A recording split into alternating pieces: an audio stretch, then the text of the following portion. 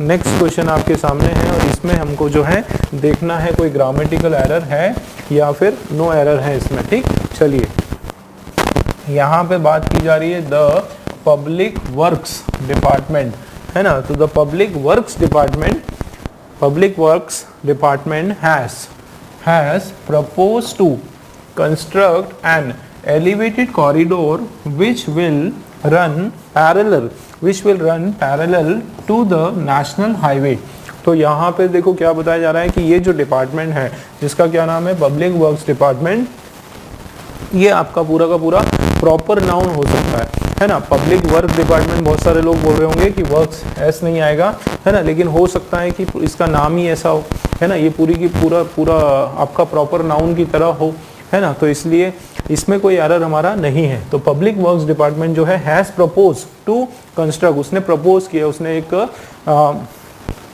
इस चीज का प्रस्ताव रखा। किस चीज का प्रस्ताव रखा? टू कंस्ट्रक्ट, एक कंस्ट्रक्ट करने के लिए क्या, एक एलिवेटेड कॉरिडोर, है ना, एक बिल्कुल ऐसा फोल्डेड कॉरिडोर या ऊपर नीचे हो जाए इस तरह का एक कॉरिडोर, विच विल, जो कि रन पैरेलल, जो पैरेलल चलेगा उसके साथ साथ जो है चलेगा किसके, नेशनल हाईवे के साथ साथ वो चलेगा। इस तरह का जो है एक एलिवेटेड कॉरिडोर बनाने का इन्होंने एक ऑफर रखा। ठीक, अब हम लोग देखते हैं तो हमारा इसमें सब्जेक्ट क्या है। सब्जेक्ट हमारा पूरा का पूरा यहाँ से लेकर यहाँ तक है। क्यों? क्योंकि ये आपका प्रॉपर नाउन है, किसी डिपार्टमेंट का नाम है। तो ये सब्जेक्ट जो है ये आपका सिंगुलर है।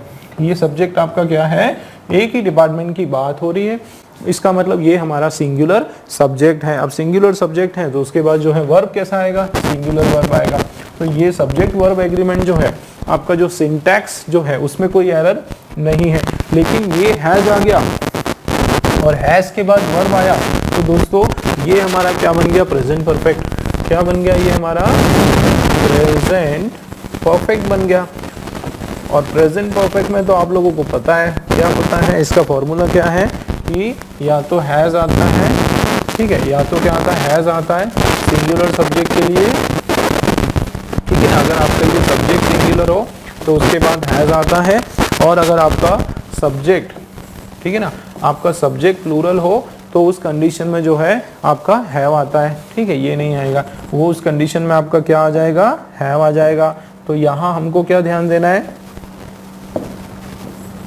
यहाँ तो सिंगुलर सब्जेक्ट है तो हैज तो बराबर है, उसके बाद जो है आपका मेन वर्ब का क्या आएगा, मेन वर्ब का आपका कौन सा फॉर्म आएगा, थर्ड फॉर्म आएगा। इसका मतलब प्रपोज ये आपका रॉन्ग है और इसकी जगह जो है आपका क्या हो जाएगा, प्रपोज्ड, ईडी लग जाएगा।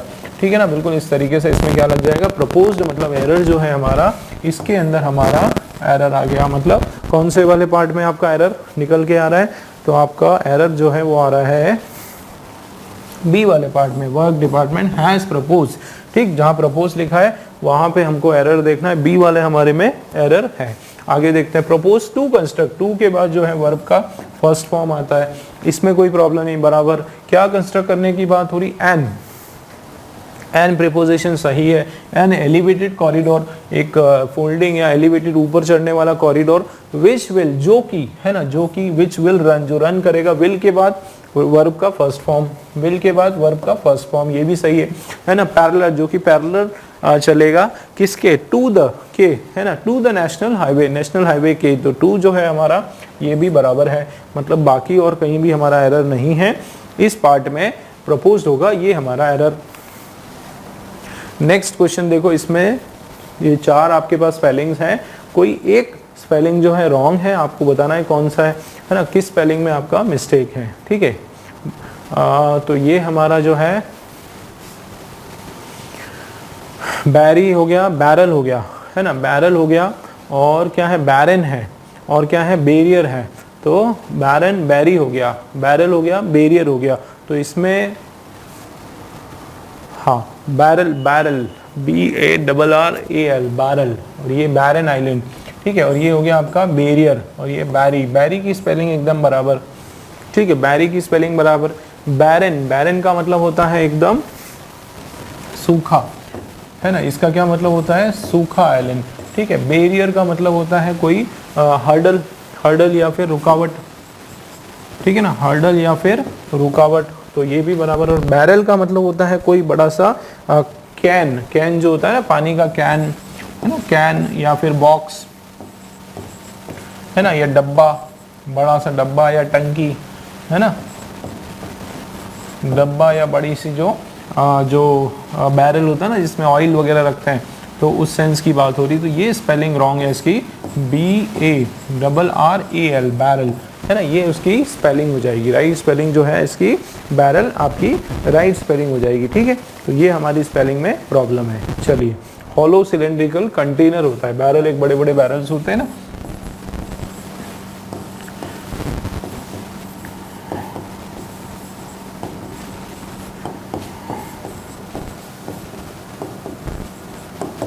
ठीक है, हॉलो सिलेंड्रिकल आपका जो है कंटेनर, वो आपका राइट हो गया, तो इसमें स्पेलिंग में मिस्टेक है। ठीक है, नेक्स्ट करते हैं। चलिए, तो नेक्स्ट हमारा जो क्वेश्चन है ये आपका, अच्छा, रीअरेंजमेंट का आपका क्वेश्चन आ गया। चार आपके वर्ड्स हैं, सॉरी, चार आपके जो सेंटेंसेस हैं और ये आपके जम्बल्ड फॉर्म में है ना। इनको हमको प्रॉपर अरेंजमेंट में प्रॉपर इनका सीक्वेंस हमको अरेंज करना है। दोस्तों, इसकी हिंट जैसे कि मैं आप लोगों को बताते आ रहा हूँ, सबसे पहले आप देखो कि हम लोग किस वाले पॉइंट से स्टार्ट कर सकते हैं। हमको स्टार्टर ढूंढना है। ठीक है, या तो स्टार्टर या फिर हम लोग पेयर की भी हेल्प ले सकते हैं। पहले स्टार्टर देखो भाई, सबसे पहले ये देखो कि हमारा जो सेंटेंस है वो किससे स्टार्ट होगा। ठीक है, बहुत आसानी से ये मिल जाएगा, 1 मिनट के अंदर आप इसको सॉल्व कर सकते हो। ठीक है, आप मुझे बताओ कि ए पॉइंट क्या हमारा स्टार्टर होगा, इस पूरे के पूरे पैराग्राफ से क्या हम उस पॉइंट से स्टार्ट कर सकते हैं।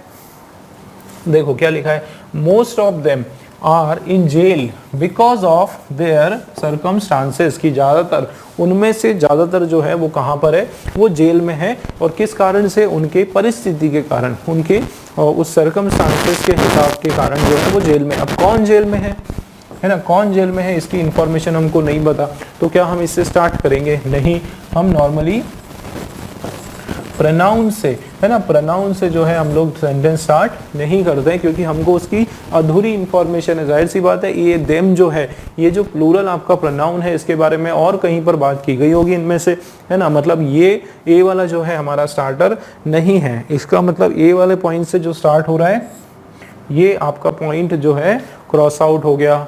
ठीक है, आगे देखते हैं। नॉट ऑल प्रिजनर्स आर, जितने ये ई है, not all prisoners are hardcore criminal, कि भाई सभी जो प्रिजनर्स है वो हार्डकोर एकदम कट्टर जो है वो क्रिमिनल नहीं है, है ना। तो ये हो सकता है कि भाई सभी जो क्रिमिनल है वो क्रिमिनल्स नहीं है। ठीक है, आगे सो अब ये तो क्या हो गया, निर्णय हो गया, है ना, एक तरह से क्या हो गया, कंक्लूड हो गया, एक तरह से पूरा निर्णय इन्होंने ले लिया कि इसलिए तो दे डिजर्व, ये लोग जो है ये क्या करते हैं, ये डिजर्व करते हैं क्या, a chance to rehabilitate themselves, अपने आप को सुधार करने का जो है, अपने आप को सही दिशा में लाने का जो है एक मौका इनको चाहिए, इनका उनको अधिकार बनता है। तो इससे तो सी से तो हम स्टार्ट नहीं करेंगे, क्योंकि दे का पता नहीं चल रहा है किसकी बात हो रही है। सी हमारा स्टार्टर नहीं है, सी इसमें है ही नहीं। चलिए कोई बात नहीं, आगे देखते हैं। देयरफॉर भी वही हो गया आपका क्या, देयरफॉर आपका कंजंक्शन हो गया, है ना। तो कंजंक्शन से भी हम नॉर्मली क्या करते हैं, सेंटेंस की स्टार्टिंग नहीं करते हैं। देखते हैं आगे, कंजंक्शन से हम स्टार्ट नहीं करेंगे। देखो क्या लिखा, कंजंक्शन, देयरफॉर लर्निंग अ ट्रेड को सीखना वुड हेल्प देम, ये उनको मदद करेगा। किसको मदद करेगा नहीं पता। री इंटीग्रेट विद सोसाइटी के साथ घुल मिलना, है ना, कि अगर वो सीखेंगे, कोई ट्रेड है, कोई आर्ट है या कोई कला है, कोई स्किल है, अगर वो सीख जाएंगे तो उससे इनको हेल्प मिलेगी कि वो सोसाइटी के साथ अच्छे से ज़्यादा इंटरेक्ट कर सके, घुल मिल सके। ठीक है, तो मतलब यहाँ ये तो हमारा स्टार्टर नहीं है, तो डी वाला अगर कोई पॉइंट है तो वो आपका क्या हो जाएगा, क्रॉस हो जाएगा। चलिए, तो हमको पता चल गया बी हमारा ऑप्शन बचा है, तो बी जो है वो हमारा स्टार्टर है। ठीक है ना, बी हमारा क्या है, स्टार्टर। क्या बोला जा रहा है कि नॉट ऑल प्रिजनर्स जो जेल में कैदी हैं वो हार्डकोर, सभी के सब इतने एकदम मर्डरर या इस प्रकार के जो हार्डकोर कट्टर जो क्रिमिनल्स होते नहीं है, कुछ बेचारे मुसीबत मजबूरी के कारण भी जेल में आ जाते हैं, है ना। तो यहाँ पे ये हमारा क्या है, स्टार्टर है। अब पेयरिंग आप देखो दोस्तों, या तो आपका बी डी होगा, है ना, या फिर आपका बी ए होगा। ठीक है, पेयरिंग दोनों में से कोई एक होगा, या तो BD या फिर BA। चलिए B और A का पेयरिंग हो गया क्या? देखो यहाँ क्या बोला जा रहा है, not all prisoners are hardcore criminal, सबके सब जो प्रिजनर है वो बिल्कुल हार्डकोर क्रिमिनल्स नहीं है। ठीक है, ये देखो मोस्ट ऑफ देम, उनमें से ज्यादातर जो है आर इन जेल, वो जेल में है। क्यों है? Because of their circumstances.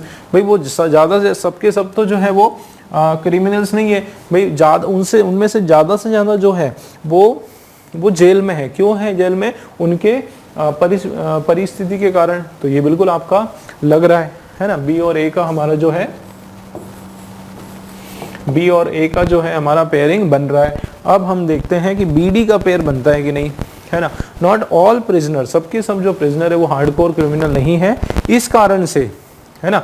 देखो ध्यान देना, सबके सब प्रिजनर जो है वो क्रिमिनल नहीं है, इस कारण से लर्निंग अ ट्रेड सीखना वो हेल्प कर सकता है उनको कि वो सोसाइटी से इंटरेक्ट करे। कि सबके सब प्रिजनर नहीं है, इसलिए किसी ट्रेड का सीखना वो उनको हेल्प कर सकता है कि सोसाइटी से इंटीग्रेट कर पाए। तो ये तो हमारा पेयरिंग नहीं लग रहा है ना। लेकिन चलिए कंफर्म करने के लिए हम और एक कदम आगे चलते हैं, है ना। ये पेयरिंग वैसे तो नहीं लग रहा है, और आगे चलते हैं, ठीक है। अब बताओ DC का पेयर होगा क्या, D और C का? देखो देयरफॉर, इस कारण से लर्निंग ट्रेड, किसी ट्रेड को सीखना जो है वो उनको हेल्प करेगा सोसाइटी के साथ इंटीग्रेट करे। और उसके बाद C है क्या, सो। अब भाई इधर देयरफॉर आ गया और यहाँ पे सो आ गया, they deserve a chance to rehabilitate, कि ये तो गड़बड़ हो गया भाई, C पहले नहीं आएगा। एक चीज तो हमको समझ में आ गया कि उनको जो है अपने आप को रिहेबिलिटेट करने का के लिए उनको चांस चाहिए। उसके पहले यहाँ पे ये ट्रेड की बात हो गई, मतलब C और D का पेयरिंग नहीं है, उल्टा इसका पेयरिंग है कि दे डिजर्व अ चांस, उनको एक चांस चाहिए वो अपने आप को रिहेबिलिटेट करें। और इस कारण से जो है किसी ट्रेड को सिखाना वो उनको हेल्प करेगा कि वो सोसाइटी में इंटीग्रेट कर सके। इसका मतलब C और D का भी हमारा पेयर है, C और D का आपका पेयर है। इसका मतलब 100% जो है 100% जो है हमारा आंसर ये वाला है, ठीक। D वाला हमारा आंसर है और ये हमारा आंसर नहीं है। आप पढ़ो, देखो क्या लिखा है कि बी से शुरू करो, सभी के सभी जो प्रिजनर है वो हार्डकोर क्रिमिनल नहीं है, ठीक। उसके बाद देखो कि ज्यादातर जो है वो क्यों गए, क्योंकि उनकी परिस्थिति थी इस तरह की। उसके बाद C देखो, इसलिए उनको जो है एक चांस चाहिए, भाई वो परिस्थिति के कारण गए, इसलिए उनको एक मौका चाहिए कि वो अपने आप को वापस से सुधार कर सके। और इस कारण से लर्निंग अ ट्रेड, कोई ना कोई स्किल उनको अगर हम सिखा दें तो वो हम उसकी वजह से उनको हेल्प मिलेगी कि वो सोसाइटी में और अच्छे से अपने आप को इंटीग्रेट कर ले, संभाले, ठीक है। D वाला हमारा आंसर है। चलिए नेक्स्ट, ये भी हमारा जो है जम्बलिंग का है, ये भी रीअरेंजमेंट का क्वेश्चन है। इसके अंदर भी हमको पहले स्टार्टर ही ढूंढना है, ठीक है। स्टार्टर देखते हैं फिर पेयरिंग करते हैं। चलिए बताइए किससे होगा स्टार्टर। ही ऑफन आस्क क्वेश्चन, भाई वो जो है कई बार क्वेश्चंस पूछता है विच वर स्ट्रेंज एंड विटी, जो कि बहुत ही अजीब है, स्ट्रेंज है। अब ये ही कौन है इसकी इंफॉर्मेशन नहीं है, तो ए हमारा स्टार्टर नहीं है, ए से स्टार्ट नहीं करेंगे। अच्छा, एम्परर अकबर जो है was in the habit of putting riddles and puzzles in his courtyard. ये बिल्कुल हमने कहानियां सुनी है अकबर के बारे में कि वो जो अकबर है उसकी एक आदत थी कि वो कई बार कुछ ऐसी पहेलियां, है ना, एक पहेलियां रख देता था अपने दरबारियों के सामने, है ना, और उससे उनसे बोलता है कि बुझाओ। तो ये हमारा स्टार्टर हो सकता है। तो बी हमारे स्टार्टर है, दो हमारे पास बी है, ये भी है और ये भी है, ठीक है। ये हमारा स्टार्टर है। सी हमारा स्टार्टर होगा क्या, वंस ही आस्क्ड, उसने पूछा, किसने पूछा नहीं पता, तो ये हमारा स्टार्टर नहीं है, मतलब बी हमारा स्टार्टर है। अब देखो यहाँ पर अगर हम पेयरिंग की बात करें तो एक चीज तो कंफर्म हो रही है कि बी और ए का आपका पेयरिंग है, बी और ए का आपका पेयरिंग है, दोनों ही ऑप्शन में आपके पास बी ए दिया हुआ है। तो अब बस हमको सी डी का पेयरिंग करना है। चलिए देखो पढ़ते हैं। एम्परर अकबर जो है वो एक उसकी एक आदत थी कि वो कई बार रिडल्स, है ना, ऐसी पहेलियां वगैरह पूछ लेता था अपने कोर्टियर से। और उसके बाद देखो ही ऑफन आस्क क्वेश्चंस, कई बार वो ऐसे प्रश्न पूछता था विच वर, जो कि बड़े ही अजीब होते थे और बहुत ही विटी मतलब बहुत ही घुमावदार होते थे, कंफ्यूज कर देने वाले होते थे, है ना। तो उसके बाद देखो आगे क्या आने वाला है, ये आएगा क्या, वंस, एक बार उसने क्या करा, ही आस्क्ड अ स्ट्रेंज क्वेश्चन। देखो यहाँ पे किसकी बात हो रही है, क्वेश्चन की बात हो रही है है ना। यहाँ पर क्वेश्चन की बात हो रही कि कई बार वो पूछता था और एक बार जो है उसने ये क्वेश्चन पूछा, तो ये बिल्कुल आपका जो है ए और सी का आपका पेयर बन रहा है ना, कि एक बार उसने जो है एक अजीब सा क्वेश्चन पूछा जिसने कि सबको कंफ्यूज कर दिया। आगे देखो, इट टुक मच विजडम, काफी एक इंटेलिजेंस लगा, काफी सोच विचार लगा, टू आंसर दीज क्वेश्चंस, कि ये क्वेश्चन को आंसर करना बहुत ही ज्यादा सोच विचार लगा। अच्छा, इट टुक मच, अच्छा, लेकिन देखो दोस्तों यहाँ पे क्या हो रहा है, देखो अब गड़बड़ हो रही है। यहाँ पर क्या हो रहा है कि once he asked a strange question, questions नहीं है ये, आपका क्या है, सिंगुलर आपका नाउन है। ध्यान देना दोस्तों, ये आपका क्या है, सिंगुलर नाउन है ना।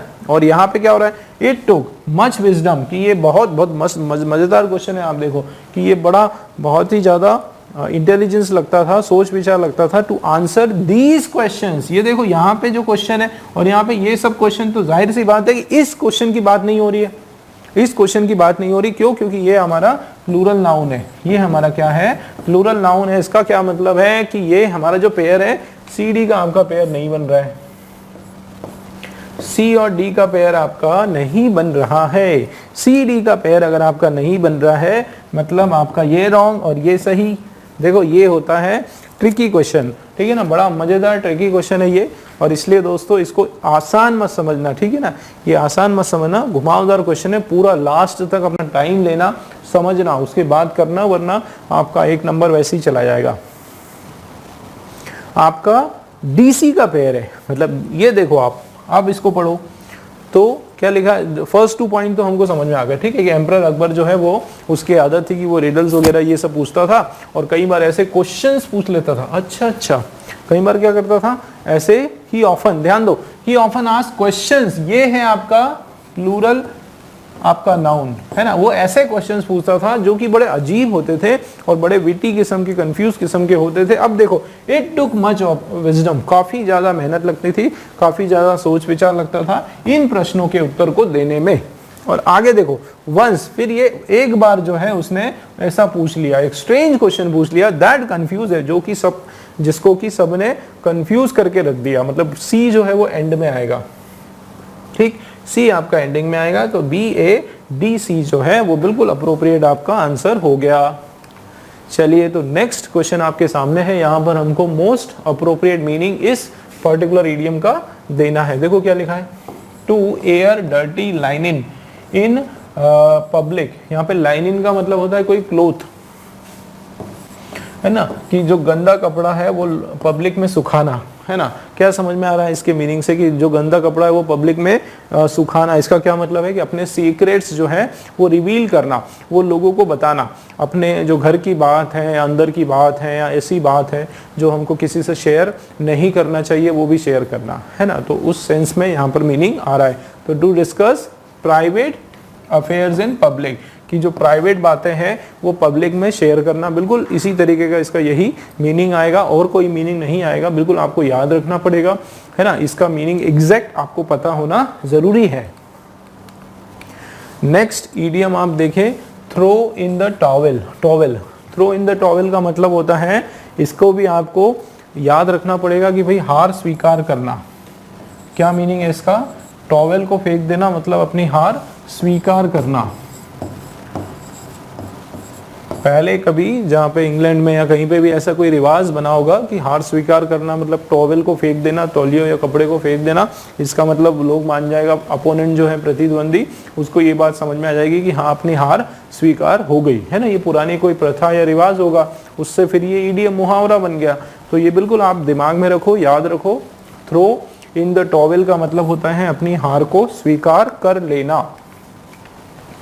अगला क्वेश्चन हमारा जो है इसी ईडियम के बेस पर है, और यहाँ पर लिखा है सिलेक्ट, नहीं, select the most appropriate idiom meaning given, select the most appropriate. अच्छा, ये आपका, ये नहीं है ना, ये आपका रॉन्ग है। ये हमारा क्वेश्चन है, यहाँ पर हमको फिल इन द ब्लैंक्स में सबसे अप्रोप्रिएट ऑप्शन को चूज करना है, ठीक है। देखो क्या लिखा है, इन स्पाइट ऑफ, ठीक है, in spite of being born in an dash family, in spite of being born in an dash family, he chose to fight all odds and emerged as a notable statesman, as a notable statesman। चलिए, तो ये जो word है हमारा क्या है? In spite of, in spite of, है ना। इसको आप या तो ऐसे लिखो या फिर इसके बदले हम लिख सकते हैं डिस्पाइट। ठीक है, क्या लिख सकते हैं? केवल डिस्पाइट। और इन दोनों ही का मतलब एक ही होता है, जो कि क्या है? के बावजूद। ठीक है, के बावजूद।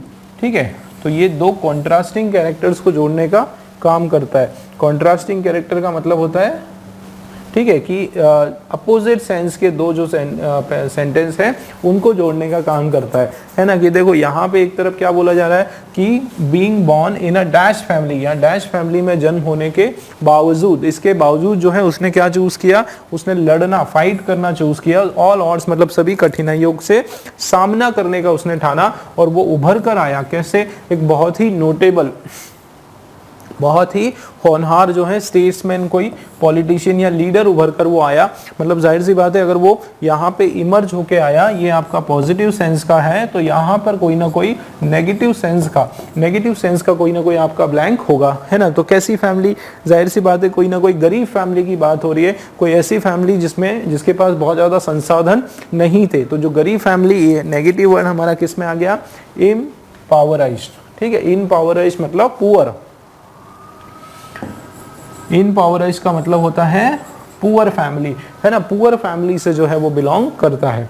ठीक है, चलिए, तो इम्पावराइज्ड का मतलब है पुअर, वेरी पुअर, बिल्कुल वर्स्ट क्वालिटी कंडीशन है उसकी, वो आपका हो जाएगा। और ये इम्पावराइज्ड जो है ये आपका एक एडजेक्टिव है। ठीक है, और इसका मतलब होता है आपका वेरी पुअर। ठीक है, चलिए नेक्स्ट के कुछ मीनिंग्स हम लोग देख लेते हैं। इनपैकेबल जो वर्ड है ये भी आपका एडजेक्टिव है, और इसका मतलब होता है परफेक्ट।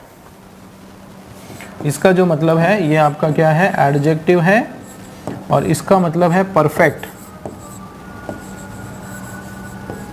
है ना। विदाउट एनी फॉल्ट, है ना, without any fault, any fault, ये आपका जो है एडजेक्टिव है और पॉजिटिव सेंस का आपका वर्ड है।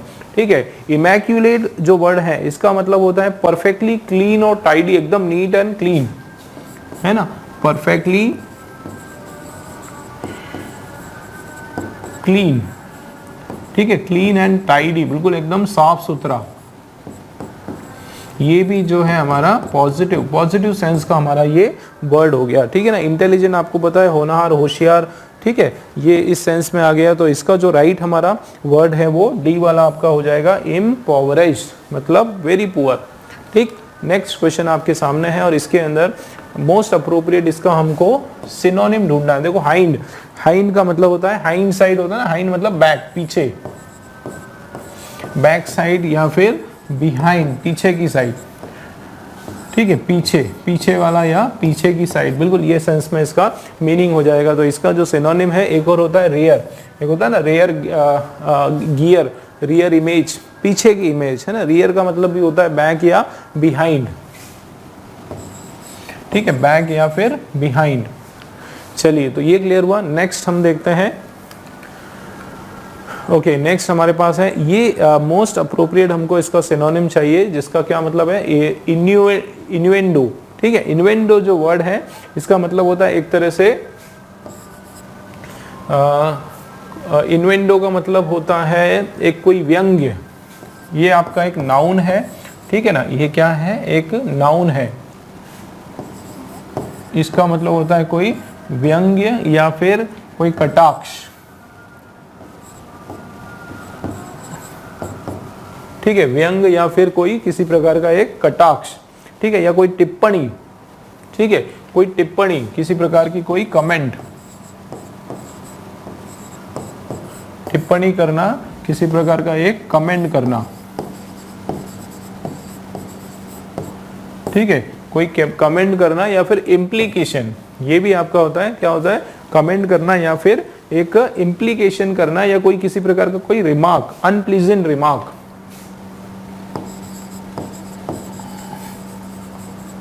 अनप्लीजेंट रिमार्क, कोई एक ऐसा भद्दा सा खराब सा जो है एक रिमार्क किसी के ऊपर कर देना, कटाक्ष कर देना, है ना, वो आपका इन्वेंडो होता है। इसका एक और मतलब जो होता है वो होता है इम्प्लीकेशन, ठीक है। एविडेंस मतलब सबूत, प्रूफ मतलब भी सबूत होता है, वेरिफिकेशन मतलब जो वेरीफाई करने की जो प्रोसेस है वो सब हो रहा है। तो यहाँ पे जो एग्जैक्ट हमारा इसका प्रॉपर सिनोनिम आपका हो जाएगा इम्प्लीकेशन। चलिए, तो नेक्स्ट हमारा जो क्वेश्चन है डायरेक्ट इनडायरेक्ट का है, और ये हमारा जो है डायरेक्ट फॉर्म में हमारा क्वेश्चन दिया हुआ है, ठीक है ना। ये हमारा डायरेक्ट नरेशन के अंदर क्वेश्चन दिया है, ठीक है। एक बार हम लोग थोड़ा इसका बना लेते हैं, डायरेक्ट और इनडायरेक्ट, ठीक है। अब आप देखो डायरेक्ट और इनडायरेक्ट, और इधर आप देखो ये क्या हो रहा है, क्वेश्चन पूछा जा रहा है। मतलब ये जो आपका सेंटेंस है ये हमारा क्या हो गया, इंटेरोगेटिव, इंट्रोगेटिव आपका सेंटेंस हो गया। इसको हमको चेंज करना है किसमें, असर्टिव, है ना, असर्टिव में बदलना है। असर्टिव का मतलब है हमको एक स्टेटमेंट बनाना है। क्या बनाना है, एक प्लेन सेंटेंस बनाना है, स्टेटमेंट बनाना है। मतलब ये जो क्वेश्चन मार्क है ये आपका परिवर्तित हो जाएगा, चेंज हो जाएगा, लास्ट में फुल स्टॉप आ जाएगा, है ना। इसमें कुछ चीजें ध्यान रखना है, जैसे शुरुआत यहाँ पे वाई से हो रही है ना। वाई के बाद जो है हेल्पिंग वर्ब आता है, ठीक है, वाई आर हेल्पिंग वर्ब, और उसके बाद जो है आपका सब्जेक्ट आता है। यहाँ हमको क्या करना है, हमको यहाँ ये चेंज करना है कि पहले वाई ही रहेगा, है ना, और उसके बाद आपका सब्जेक्ट आ जाएगा। क्या आ जाएगा, डायरेक्ट सब्जेक्ट आ जाएगा। उसके बाद जो है आपको जो है हेल्पिंग वर्ब लगाना है। तो ये चीजें आपको थोड़ी सी याद रखना है। अब क्योंकि क्वेश्चन पूछा जा रहा है तो इस इधर यहाँ पे क्या लिखा है, SAID सैड टू, तो ये सैड टू जो है ये चेंज हो जाएगा आपका किसमें, आस्क्ड, ASKED, आस्क्ड, और उसके बाद सीधा आपका ऑब्जेक्ट, है ना, जो भी ऑब्जेक्ट है वो आस्क्ड के साथ जो है टू नहीं लगता है ना। ये हमको ध्यान रखना है। और क्या ध्यान रखना है कि ये सेड टू आया तो अंदर का इन्वर्टेड कॉमा के अंदर, जिसको कि हम क्या बोलते हैं, रिपोर्टेड स्पीच बोलते हैं। ये पूरा यहाँ से यहाँ तक जो है इसको रिपोर्टिंग स्पीच कहा जाता है ना। तो रिपोर्टिंग स्पीच में जो है, अगर यहाँ पे ये आपका पास्ट टेंस है, ये अगर आपका पास्ट टेंस है तो रिपोर्टिंग स्पीच आपका जो है वो पास्ट हो जाएगा प्रेजेंट का, है ना। अगर ये हमारा पास्ट में है ना, तो ये अंदर चाहे वो आपका प्रेजेंट है, अंदर में चाहे ये आपका आर है जो कि प्रेजेंट में है ना। तो ये आपका प्रेजेंट जो है ये क्या बन जाएगा, अंदर वाला भी पास्ट में चेंज हो जाएगा, ठीक है। बस इतना हमको याद रखना है। तो चलिए, तो सबसे पहले तो मिस्टर गुप्ता आस्क्ड ढूंढो, तो ये अच्छा तो मिसेस गुप्ता टोल्ड, ये ज़्यादा एक्यूरेट नहीं है, चलिए मान लेते टोल्ड हो भी। तो आगे बढ़ते हैं, तो टोल्ड मी वाई, है ना, वाई आर, है ना। तो ये मैंने दोस्त बॉयज बताया था, देखो दीज का बन जाएगा दोस्त, ये भी बिल्कुल प्रॉपर है ना। दीज जो है वो आपका बन जाएगा दोस्त, तो अभी तक तो बराबर है ना। वाई वाई दीज बॉयज का दोस्त बॉयज, ये भी बराबर है। देखो क्या स्ट्रक्चर बताया था मैंने कि वाई आया, ठीक है, उसके बाद आपका सब्जेक्ट आया, तो यहां तक तो बराबर है। पर मैंने क्या बताया था, आर हमारा गलत हो गया, ठीक है। आर गलत इसलिए हो गया क्योंकि हमारा यहाँ पे आर का हो जाएगा वर, है ना। क्यों, क्योंकि पास्ट टेंस में चेंज हो जाएगा, आर का आपका चेंज हो जाएगा किसमें, वर में। तो ये हमारा ए वाला रॉन्ग हो गया। आगे बढ़ते हैं, देखो मिसेस गुप्ता जो है, आस्क्ड भी आपका प्रॉपर है, चलो टोल्ड भी एक तरफ से मान लेते कि प्रॉपर है, लेकिन वहां हमारा एरर आ गया। तो ये प्रॉपर, आस्क्ड मी ये भी ठीक है, दोस्त बॉयज ये आपका सब्जेक्ट है, ये भी ठीक है, वर ये भी ठीक है, और स्टैंडिंग आईएनजी में है, पूरा का पूरा प्रेजेंट कंटिन्यूस है तो पास्ट कंटिन्यूस हो जाएगा। तो वर स्टैंडिंग इन द सन, और यहाँ पे आपका जो है आपका फुल स्टॉप जो है वो भी लग गया, मतलब हमारा बी वाला जो है एब्सोल्युटली राइट है, ठीक है। सेड टू यहाँ पर हमारा नहीं होने वाला है। उसके बाद ask me why were these, तो वर ये आपका हेल्पिंग वर्ब जो है वो पहले नहीं आने वाला, इसका मतलब डी में एरर, सी में हमारा एरर, बी वाला जो है दोस्तों हमारा बिल्कुल राइट है, ठीक है। चलिए नेक्स्ट क्वेश्चन देखते हैं। चलिए, तो नेक्स्ट क्वेश्चन हमारा जो है रॉन्गली स्पेलिंग, इसमें हमको चूज करना है दोस्तों। ये आपका कुछ मिस स्पेल्ड हो गया था, है ना, कुछ क्वेश्चन का एरर था तो मैंने उसमें करेक्शन किया। ये 4 आपके जो वर्ड्स है, अश्योरेंस, अश्योर और आपका अश्योरेबल और अश्योर्डली, ठीक है, ये 4 वर्ड्स है और इसमें से किसी एक वर्ड में स्पेलिंग मिस्टेक है, आपको देखना है कौन से वर्ड में स्पेलिंग का एरर है और बाकी 3 आपके सही हैं। तो ये जो अगर हम देखेंगे, देखो अश्योर की स्पेलिंग बराबर है अश्योरेबली, आपकी स्पेलिंग बराबर है, अश्योर्डली जो है उसकी स्पेलिंग बराबर है, अश्योरेंस की स्पेलिंग यहाँ पे रॉन्ग है, ठीक है ना, अश्योरेंस की स्पेलिंग रॉन्ग है, इसकी जो राइट स्पेलिंग है ASSU, ठीक है, RANCE, अश्योरेंस देना। अश्योरेंस देना का मतलब होता है किसी चीज़ का प्रॉमिस देना, भरोसे, किसी चीज़ का एक भरोसा देना, है ना, उसको बोलते हैं अश्योरेंस। तो अश्योरेंस का जो मीनिंग है वो आपका हो जाएगा, देखो, a promise that something will certainly happen, एक तरह से प्रॉमिस, अश्योरेंस का मतलब होता है अ प्रॉमिस, ठीक है ना, एक प्रॉमिस, ठीक है, किस चीज़ का, that something will happen, a promise that something will happen, किसी चीज का होने का कोई प्रॉमिस, है ना, एक वादा करना, वो देना। और अश्योर जो वर्ड होता है, ठीक है, अश्योर का मतलब भी वही होता है ना, अश्योरेंस आपका नाउन फॉर्म हो गया और ये जो है आपका वर्ब फॉर्म हो गया, अश्योरेंस जो है आपका क्या हो गया, नाउन फॉर्म हो गया, है ना, और अश्योरेबल जो है आपका ये एडजेक्टिव, इसी का जो है एडजेक्टिव का फॉर्म हो गया, और ये जो है आपका अश्योरेडली का मतलब जो है आपका एडवर्ब का फॉर्म हो गया, ठीक है ना, उसका बस फॉर्म जो है वो चेंज हो गया। तो अश्योरेडली जो है आपका एडवर्ब फॉर्म हो गया और राइट हमारा जो आंसर है वो ए, इसके अंदर हमारा स्पेलिंग का एरर है। ठीक, नेक्स्ट क्वेश्चन आपके सामने है और इसमें मोस्ट अप्रोप्रिएट एंटोनिम हमको देखना है। देखो सक्सिंट जो वर्ड है, सक्सिंक्ट है ना, सक्सिंक्ट जो वर्ड है इसका मतलब होता है वेरी शॉर्ट, वेरी सक्सिंक्ट का मतलब होता है वेरी शॉर्ट, ठीक है, बहुत ही शॉर्ट। तो जाहिर सी बात है इसका अपोजिट क्या हो जाएगा, लेंदी, एक लंबा सा लेंदी हो जाएगा। पिठी जो है वो नहीं होगा, है ना। कर्ट और कर्ट का टेंस जो है ये भी सारे जो है इसके सिनोनिम्स है, ये सब के सब जो है ये सिनोनिम्स है। टर्स हो गया, कर्ट हो गया, है ना, पिठी हो गया, इन सब का मतलब होता है शॉर्ट। इन सब का क्या मतलब निकल कर आता है, बिल्कुल शॉर्ट के सेंस में आता है। तो ये सब आपके क्या है, सिनोनिम है एक तरह से, शॉर्ट, है ना, पोलाइट। ये देखो पिटी का मतलब भी होता है नॉट पोलाइट या फिर शॉर्ट, ठीक है, शॉर्ट। तो ये कर्ट का भी मीनिंग वही होता है, टर्स का भी वही होता है, पिटी का भी वही होता है। लेंदी जो है इसका एंटोनिम हो गया। ठीक, नेक्स्ट क्वेश्चन जो कि लास्ट क्वेश्चन है हमारा इस क्वेश्चन पेपर का, देखो क्या लिखा है, select the correct passive form. ठीक है, इसका पैसिव फॉर्म हमको सिलेक्ट करना है। देखो क्या लिखा हुआ है, the gardener has mowed the lawn. Mowed का मतलब है पूरा उसको साफ कर दिया, घास से घास उसका सारा निकाल दिया। तो इसके अंदर जो है एक्टिव पैसिव के कुछ रूल्स थोड़ा सा हम लोग देख लेते हैं। एक्टिव और ये आपका जो है पैसिव, ठीक, एक्टिव पैसिव।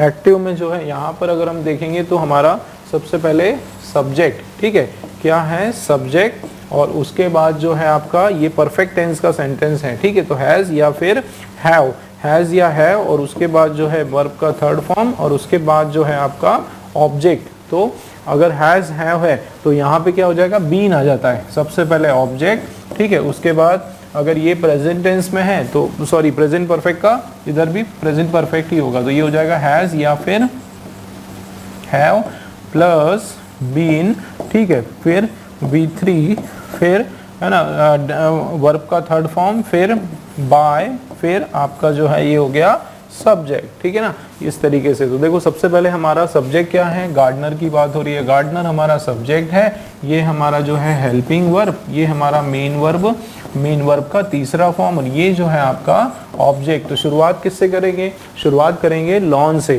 तो देखो चारों में द लॉन यहाँ तक, अच्छा ये रॉन्ग, द गार्डनर ये शुरुआत नहीं होगी, ठीक है। 1 2 3 में रॉन्ग है। अब आप देखो ये परफेक्ट है तो परफेक्ट में ही रहेगा, बस उसमें बीन ऐड हो जाएगा, तो वॉज नहीं आएगा, है ना, इधर इज नहीं आएगा, हैज बीन आ गया, mowed by the gardener, be वाला हमारा जो है बिल्कुल राइट आपका इसका पैसिव का फॉर्म हो जाएगा, ठीक है दोस्तों। ये हमने 25 क्वेश्चंस अभी डिस्कस किया और I hope you understood the way I explained you. उम्मीद करता हूँ कि आपको मेरा जो ट्रिक है, मेरा तरीका है समझाने का, वो समझ में आया होगा। डेफिनेटली आप लोगों को जो है इस क्वेश्चन पेपर के सोल्यूशन से बेनिफिट हुआ होगा। तो चलिए मिलते हैं फिर से नए क्वेश्चन पेपर के सोल्यूशन में।